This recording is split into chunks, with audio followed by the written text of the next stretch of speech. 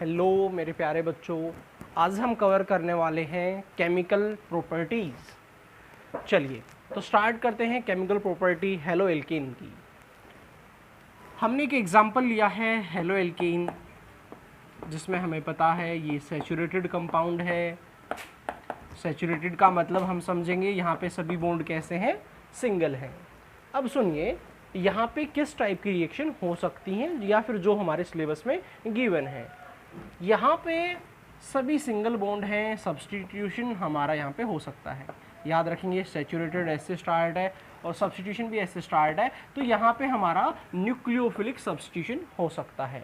अब nucleophilic substitution क्यों है, क्योंकि ये भी न्यूक्लियोफाइल है, तो न्यूक्लियोफाइल को सब्स्टिट्यूट कर सकता है, तो यहाँ पे होगा हमारा न्यूक्लियोफिलिक सब्स्टिट्यूशन। चलिए अब हम बात करते हैं आगे, क्या कोई और रिएक्शन भी हो सकती है। देन हमारा आंसर आएगा यस, हो सकती है। कैसे, सुनिए। हम क्या कर सकते हैं, यहाँ से Cl को और H को एलिमिनेट कर सकते हैं, मीन्स एलिमिनेशन रिएक्शन भी हमारी यहाँ पे हो सकती है। ओके, तो सेकेंड टाइप की रिएक्शन जो हो सकती है वो हमारे पास एलिमिनेशन हो सकती है, क्योंकि सैचुरेटेड कंपाउंड में एडिशन तो हो नहीं सकता, बट डबल बॉन्ड आ जरूर सकता है। ठीक है, तो एलिमिनेशन हो सकता है। और हमारी जो थर्ड टाइप की रिएक्शन होगी वो होगी रिएक्शन विद मेटल, जैसा कि आपने 11th में भी पढ़ा है, वुड्स रिएक्शन। अब हम एक एक रिएक्शन को डिटेल एक्सप्लेन करते हैं। तो सबसे पहले हम क्लियर करते हैं सब्स्टिट्यूशन। अब सब्स्टिट्यूशन का मतलब आपको पता होगा, और नहीं पता है तो मैं आपको बता देता हूँ। सब्स्टिट्यूशन का मतलब होता है रिप्लेसमेंट। कोई भी एक हाईली रिएक्टिव या एक हाईली न्यूक्लियोफाइल ऐसा आए जो लेस न्यूक्लियोफिलिसिटी वाले को रिमूव कर दे। ओके, चलिए तो अब हम बात करते हैं यहाँ पे सब्स्टिट्यूशन की। सब्स्टिट्यूशन का मतलब रिप्लेसमेंट। अब हमने यहाँ पे सब्स्टिट्यूशन देखा टू टाइप का। अब बात है ये कि टू टाइप का क्यों है, वो भी अभी आप क्लियर करेंगे। SN2 SN1 और 1 और 2 क्यों माना गया, ये भी हम क्लियर करेंगे। एक एक पॉइंट को बिल्कुल बेसिक से आपको क्लियर किया जाएगा। देखिए, तो आप क्या चाहते हैं, रिएक्शन फास्ट होनी चाहिए या स्लो होनी चाहिए। आज के टाइम में सब यही चाहते हैं कि रिएक्शन काफ़ी फास्ट होनी चाहिए। इसीलिए यहाँ पे हमने क्या किया है, दो टाइप की रिएक्शन ली है। एक क्या ली है हमने, SN1, और एक क्या ली है, SN2। ओके, चलिए अब हम SN2 को कवर करते हैं पहले, फिर समझाएंगे SN2 क्यों लिया गया है और SN2 क्या होता है। ओके, चलिए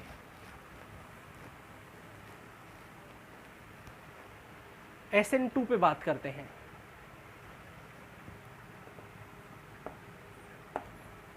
अब 2 के लिए ये है हमारा बाय मोलिकुलर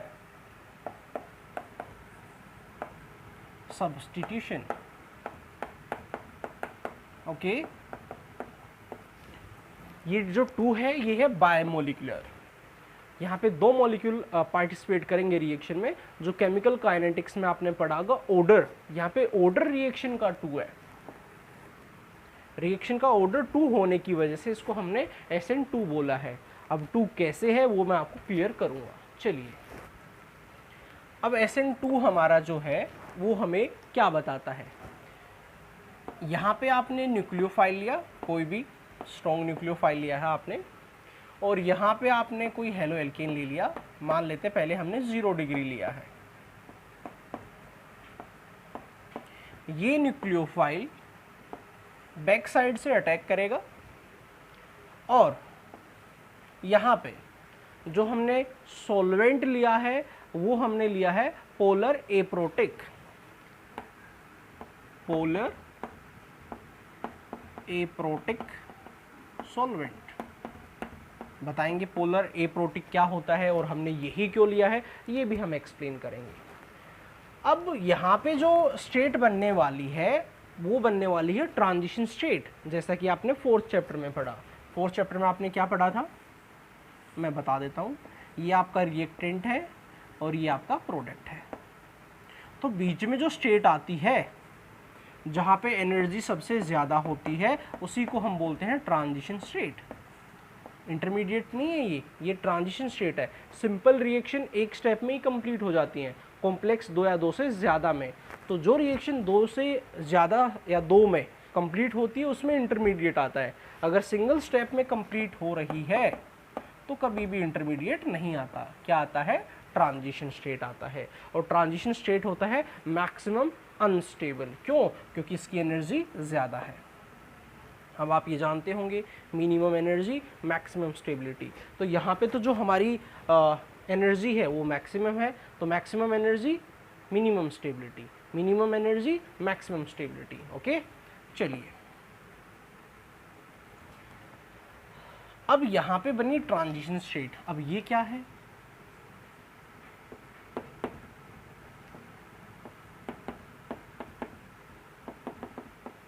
यहाँ से अभी Cl पूरी तरह से बाहर नहीं निकला है और यहाँ पीछे से जो न्यूक्लियोफाइल है वो पूरी तरह से अटैच नहीं हुआ है। मीन्स यहाँ से ये अटैच होना स्टार्ट हो गया है और वहाँ से ये निकलना स्टार्ट हो गया है। तो ये जो स्टेट है ये हमारी कैसी स्टेट है? ट्रांजिशन स्टेट, जहाँ पे हमारी एनर्जी मैक्सिमम है। अब कुछ टाइम के बाद यहाँ से Cl कम्प्लीटली रिमूव हो जाएगा और न्यूक्लियोफाइल बैक साइड से ऐड हो जाएगा। और एक चीज़ और यहाँ पे समझने की है, ये जो अरेंजमेंट थी ये हो जाएगी इन्वर्जन हो जाएगा। ये कुछ ऐसे हो जाएगी लाइक अम्ब्रेला, है ना, जैसे छाता होता है हवा में क्या हो जाता है वो उल्टा हो जाता है, उसी तरह से ये भी इन्वर्जन हो गया है। और ये किसने बताया? Well done inversion. तो ये कुछ ऐसा प्रोडक्ट आपको मिलेगा। कभी कभार पूछ लेते हैं SN2 की जो स्टीरियो केमिस्ट्री है वो क्या है, तो आप बोलेंगे इसमें इन्वर्जन हो रहा है, इसको आप बोलेंगे वेल्डन इन्वर्जन। ओके, चलिए अब हम बात करते हैं सभी पॉइंट पे। सबसे पहले हम बात करेंगे न्यूक्लियोफाइल पे। क्या न्यूक्लियोफाइल का कोई रोल है या नहीं है? तो यहाँ पे न्यूक्लियोफाइल का काफ़ी बड़ा रोल है। न्यूक्लियोफाइल की स्ट्रेंथ जितनी ज़्यादा होगी, मीन्स जितना स्ट्रॉन्ग न्यूक्लियोफाइल होगा उतना ही जल्दी न्यूक्लियोफाइल को क्या कर देगा? सब्स्टिट्यूट कर देगा। तो क्या न्यूक्लियोफाइल पे डिपेंड करता है? हमारा आंसर आएगा यस, करता है। उसके बाद फिर आगे चलते हैं और ये जो कार्बन है हम इसकी बात करते हैं। क्या कार्बन पे यहाँ पे डिपेंड कर रहा है? देन हम बताएंगे कंपाउंड में देखा जाएगा वो 0 डिग्री है, 1 डिग्री है, 2 डिग्री है या 3 डिग्री है। अब अगर मान लो ये 0 डिग्री है, यहाँ पे जो हमने एग्जांपल लिया है वो भी 0 डिग्री का है। ओके, CH3 लिया है हमने, तो यहाँ पे हिंड्रेंस नहीं है। हिंड्रेंस का मतलब होता है रुकावट। यहाँ पे कोई भी रुकावट नहीं है, इजीली ये बैक साइड से आएगा और अटैक करेगा। तो सबसे फास्ट रिएक्शन किसकी होगी? CH3 की। अगर आपने इसको 1 डिग्री बना दिया देन अटैक करना डिफ़िकल्ट हो जाएगा, क्योंकि इसने हिंड्रेंस दे दी है, रुकावट पैदा कर दी है। 2 डिग्री हुआ और ज़्यादा हो जाएगी, और 3 डिग्री हुआ और भी ज़्यादा हो जाएगी। इसका मतलब ये रिएक्शन बेस्ट हुई 0 डिग्री के लिए और 1 डिग्री के लिए। 3 डिग्री के लिए ये बेस्ट नहीं है, बहुत स्लो हो जाएगी और हम ऐसा चाहते नहीं है कि रिएक्शन स्लो हो। इसीलिए हमने SN1 बनाया। मीन्स SN1 जो रहेगा वो इसका अपोजिट रहेगा। 3 डिग्री के लिए फास्ट एंड देन फिर क्या हो जाएगा? डिक्रीज। वो हम एक्सप्लेन करने वाले हैं नेक्स्ट लेक्चर में। चलिए फिर हम बात करते हैं कार्बन के बाद यहाँ पे हेलोजन की। क्या हेलोजन से रिलेटेड कोई प्रॉब्लम आ सकती है? हमारा आंसर आएगा बिल्कुल यस, आ सकती है। कैसे? सुनिए, हेलोजन जो है वो यहाँ से लीविंग ग्रुप है, यहाँ से वो रिलीज हो रहा है, यहाँ से वो निकल रहा है। तो ये लीविंग ग्रुप है। और लीविंग ग्रुप कैसा होना चाहिए? अच्छा होना चाहिए या फिर अच्छा नहीं होना चाहिए?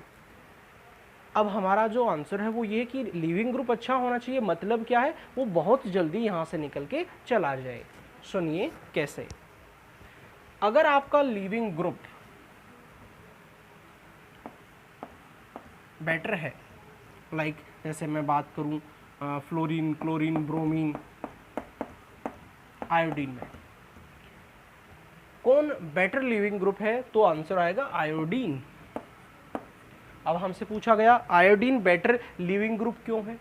आयोडीन बेटर लीविंग ग्रुप इसलिए है क्योंकि उसकी जो बॉन्ड लेंथ है वो सबसे ज़्यादा रहेगी, बॉन्ड इजीली ब्रेक होगा और जल्दी से यहाँ से रिमूव हो जाएगा। तो आयोडीन सबसे अच्छा लीविंग ग्रुप है, ब्रोमीन उससे कम, क्लोरीन उससे कम, फ्लोरीन सबसे कम रहेगा। ओके, चलिए अब हम बात करते हैं इसको SN2 क्यों बोला गया था।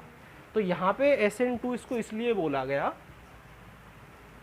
क्योंकि केमिकल काइनेटिक्स के अकॉर्डिंग जो रेट का फॉर्मूला होता था वो क्या रहता था K, और जो भी रिएक्टेंट है, रिएक्टेंट कौन है, न्यूक्लियोफाइल, रिएक्शन डिपेंड कर रही है। और क्या था हमारा यहाँ पे, हमने लिया था ये वाला 3 डिग्री के लिए, तो ये बेस्ट है ही नहीं, हमारा ये था CH3 Cl 1 1 मीन्स यहाँ पे जो हमारा ऑर्डर है वो क्या हो गया है 2, क्योंकि ऑर्डर क्या होता है, पावर का सम।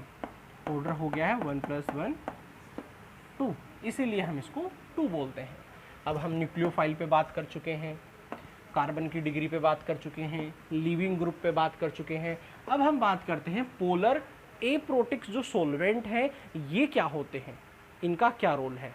तो पोलर एप्रोटिक का रोल भी हमें समझना बहुत ज़रूरी है। चलिए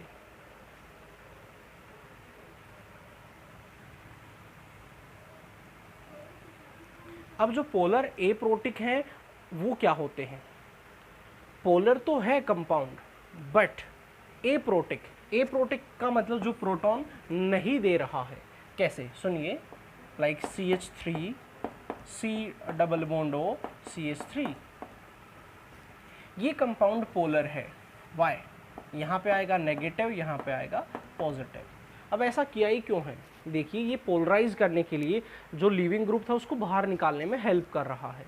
फिर बात ये है पोलर एप्रोटिक क्यों लिया है। ओके, तो देखिए अगर हम पोलर प्रोटिक ले लेते तो पोलर प्रोटिक हमें H देता है, H पॉजिटिव। अगर हमें H पॉजिटिव मिला तो हमारी प्रॉब्लम क्या आएगी, जो ये यहाँ पे प्रोटॉन यहाँ पे जो निकला है ये क्या करेगा, जो यहाँ पे आपका न्यूक्लियोफाइल दे रखा था, ओके, ये उसके साथ क्या कर लेगा, अटैक कर लेगा और उसकी स्ट्रेंथ को पहले ही कम कर देगा। ओके, तो इस केस में न्यूक्लियोफाइल पार्टिसिपेट करता है, न्यूक्लियोफाइल पार्टिसिपेट करता है तो प्रोटॉन रिलीज नहीं होना चाहिए। अगर प्रोटॉन रिलीज हुआ तो न्यूक्लियोफाइल की स्ट्रेंथ को कम कर देगा। हाँ, SN1 में यूज करेंगे पोलर प्रोटिक, वहाँ पे न्यूक्लियोफाइल का रोल नहीं होता है, तो वहाँ पे मैं आपको समझाऊंगा, वहाँ पे पोलर प्रोटिक लेंगे और यहाँ पे पोलर क्या लेंगे, एप्रोटिक। पोलर तो लेना पड़ा क्योंकि यहाँ पे जो कंपाउंड था उसमें से Cl को निकालना है, तो पोलराइज तो करना है, बट प्रोटॉन नहीं निकलना चाहिए, क्योंकि प्रोटॉन निकला तो वो न्यूक्लियोफाइल की स्ट्रेंथ को क्या कर देगा, कम कर देगा। इसीलिए आपको यहाँ पे पोलर एप्रोटिक लेना है। बहुत सारे पोलर एप्रोटिक हैं, लाइक जैसे मैंने अभी बताया, एसीटोन हमारा क्या है, पोलर एप्रोटिक है। DMF है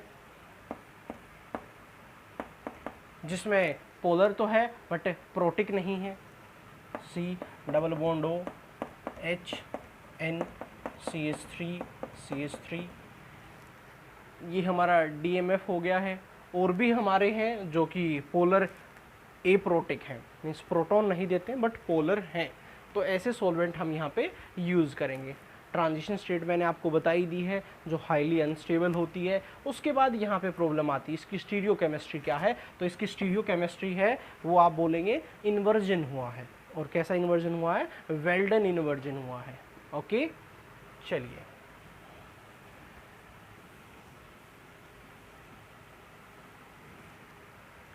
तो यहाँ तक की कहानी आपको समझ में आ गई होगी। ओके, अब इसमें क्या हुआ है, हमारा ग्राफ जो बना है वो ये वाला बना है।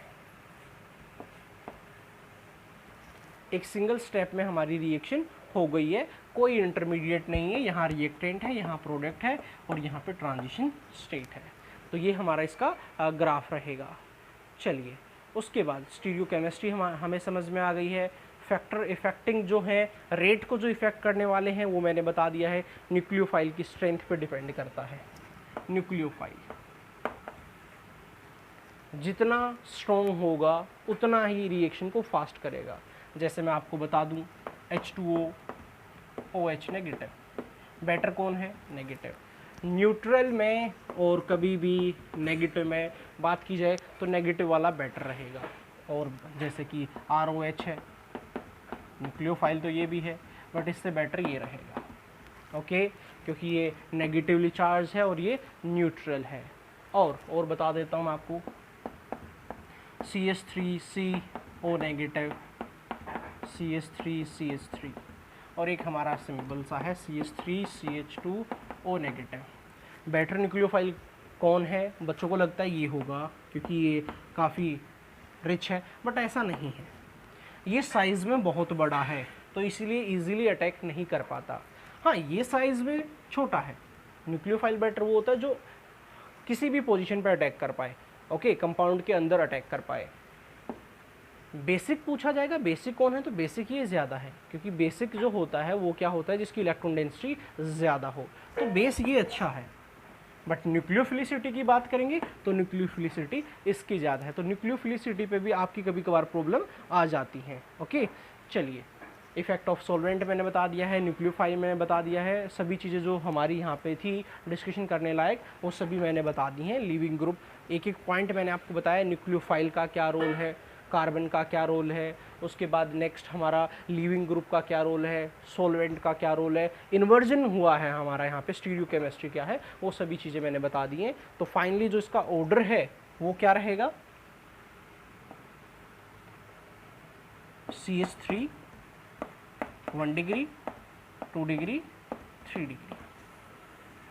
3 डिग्री के लिए ये बेस्ट नहीं माना गया है, ओके। तो आज का हमारा ये लेक्चर था। Thank you.